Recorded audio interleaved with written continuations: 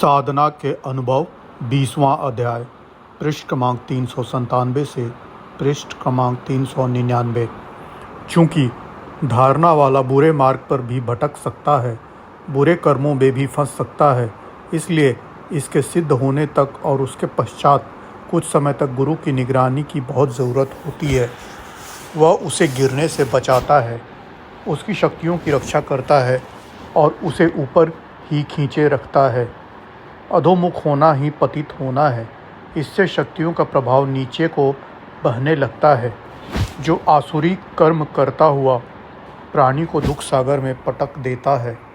इस प्रकार मार्जन से मल को और धारणा से आवरणों को दूर कर साधक आत्मा का समीपत्व लाभ करता है।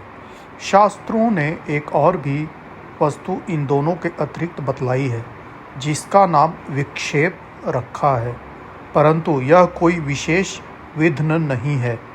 धारणा का निरंतर अभ्यास ही विक्षेप को हटा देता है।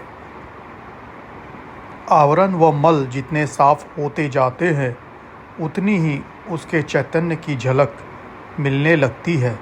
शांति से हल्का सा रूप दिखाई देने लगता है और आनंद वन की मंद सुगंधित और शीतल समीर के झोंके प्रफुल्लित करने लगते हैं।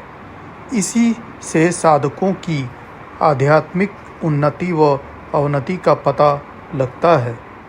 जिसके स्वभाव में, व्यवहार में शांति, प्रसन्नता और प्रेम की झांकी हो, जो काम, क्रोध, मद इत्यादि के वेगों को प्रसन्नता से सहन कर सके और उनके धक्के को शांति से रोक सके, वही साधक उन्नतिशील समझा जाता है और इसी से उसकी उन्नति की जांच की जाती है।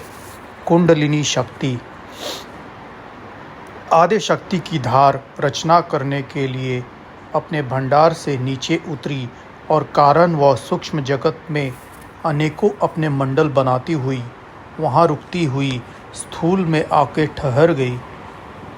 इसी शक्ति का नाम योगियों के यहाँ कुंडलिनी कहा जाता है। उसके अनेकों नाम हैं। महामाया आदि प्रकृति भी इसी को कहते हैं। इस प्रकार कारण, सूक्ष्म, स्थूल और जगत का विस्तार करके यह प्राणियों के पिंडों में प्रविष्ट हुई, उनको जीवन दान दिया। इसी सूक्ष्म शक्ति को कुंडलिनी कहा जाता है। यह करंट चोटी से चल के नीचे को आती है और पांव व अंगूठे व उंगलियों तक एवं हाथ के अंगूठे व उंगलियों तक हर समय चला करती है। जिन नाड़ियों में यह शक्ति दौड़ती है, उनको संस्कृत में स्नायु और अंग्रेजी में नर्व कहते हैं। शरीर की रक्षा और उनका सारा प्रबंध इसी शक्ति के अधीन रहता है। जो नाड़ियाँ इसके बहाव में लाने या ले जाने वाली हैं, उनमें से 3 मुख्य हैं, जो चोटी से चल के अनेकों चक्र बनाती हुई गुदा के स्थान तक पहुंची हैं। उनका नाम योग की भाषा में ईड़ा, पिंगला व सुषुम्ना है। ईड़ा बाईं और पिंगला दाहिनी की ओर और सुषुम्ना इसमें से जो रहती है। आद्या शक्ति व कुंडलिनी की जो धार ईड़ा नाड़ी में जाती है, उसको रजोगुनी, और पिंगला में जाती है उसे तमोगुनी, और जो सुषुम्ना में प्रवाहित रहती है उसे सतोगुनी धार कहा जाता है। इन धारों में से बीच की सतोगुनी धार पिंड में गुदा तक जाती है और अपने शेष दोनों पांव व अंगूठे तक जाती है, परंतु कोई चक्र या मंडल नहीं बनाती। इसलिए ही योग में गुदा, चक्र व मूलाधार के नीचे किसी स्थान का वर्णन नहीं मिलता। संसार रज से बनता है और तम से इसका विनाश होता है। इसलिए हमेशा हर वस्तु के अंदर इनका ही प्रधान पाया जाता है।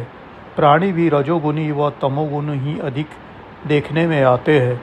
संतों को छोड़ के साधारण मनुष्य में रजोगुनी व तमोगुनी प्रकृति के ही होते हैं और यही प्रकृति उन्हें धक्का देके नीचे गिराती व दुख सागर में डुबकियां लगवाती हैं।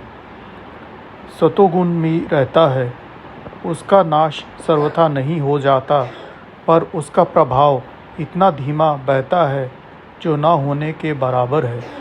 इस महामाया के प्रभाव को ईड़ा व पिंगला नाड़ी से रोक के सुषुम्ना में ले आना ही योग साधन है। यह कुंडलिनी शक्ति के उत्थान व जागृत करना है। ईड़ा व पिंगला अधोमुखी है, इसकी धार नीचे को गिरती है और जीव इसके बहाव में पड़कर नीचे को गिरता है और अपने निज धाम से दूर होता जाता है। यह है और सुषुम्ना ऊपर की ओर बहती है, वह पॉजिटिव है।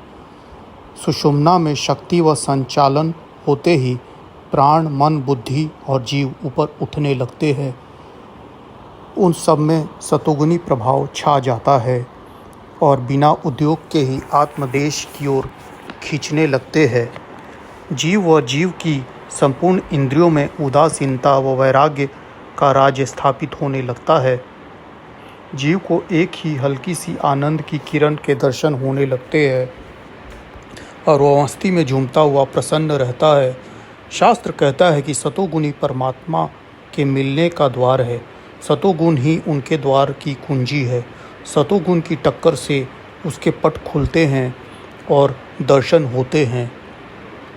इसलिए जिज्ञासु को उचित है कि रज और तम से संबंध हटाकर सत में अपने को प्रवेश करना और मन, वचन और कर्म से सतोगुणी स्वभाव बना लेना अपना कर्तव्य समझे।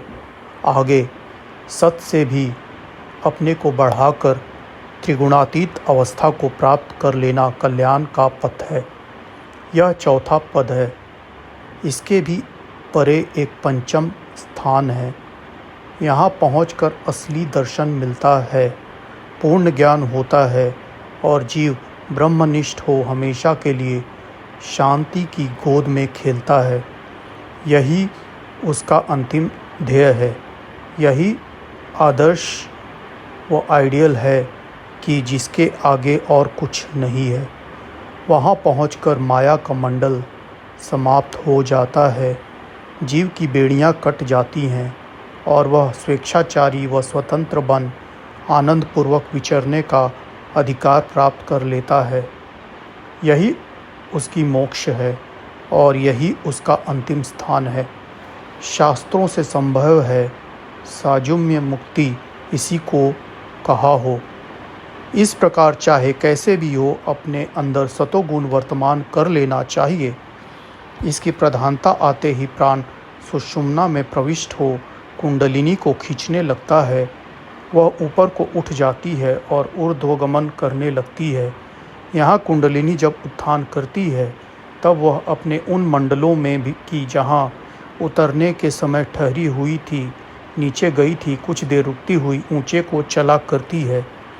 इस करंट के पास होते ही वह स्थान दिव्य प्रकाश से जगमगाने लगता है।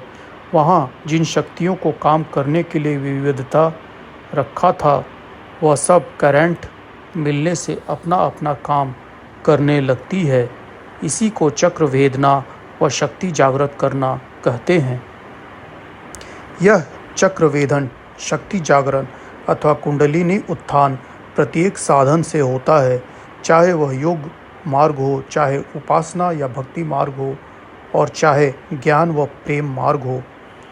प्राणायाम और मुद्रा ही कुंडलिनी को नहीं उठाती, बल्कि साधारण धारणा व ध्यान से भी उसे नीचे को खींच लेते हैं और शिव शक्ति का समागम करा देते हैं। इस प्रकार संतों को सुरति शब्द योग और सहज योग, गीता का साम्य योग व आत्मयोग, भक्ति कर्मियों का भक्ति योग व प्रेम योग, वेदांतियों का और फिलोसफरों का सांख्य योग व ज्ञान योग इत्यादि भी इसी काम को करते हैं। ध्यान के लिए अनेकों भूमिका है। इनमें से किसी एक को पकड़कर अंतर्मुखी वृत्ति करके साधक जिस समय तन्मयता से प्राप्त करेगा उसी समय प्राण सुषुम्ना में आ जाएगा, कुंडलिनी उठ जाएगी।